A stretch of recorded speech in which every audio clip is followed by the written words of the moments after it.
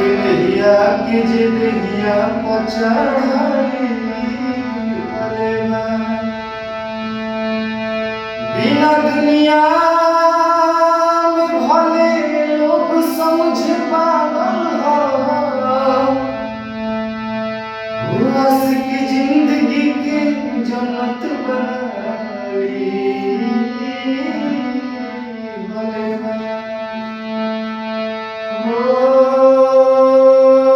ऐसे कैसे हो जाए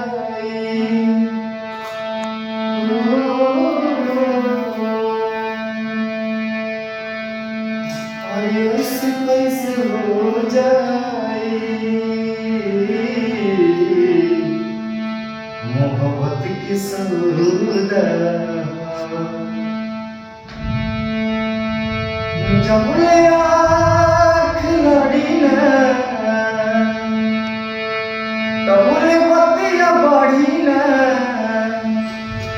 जल्दी कैसे भरी जाई अरे प्यार की मसौदा कैसा लग रहा था देखा कैसा लगा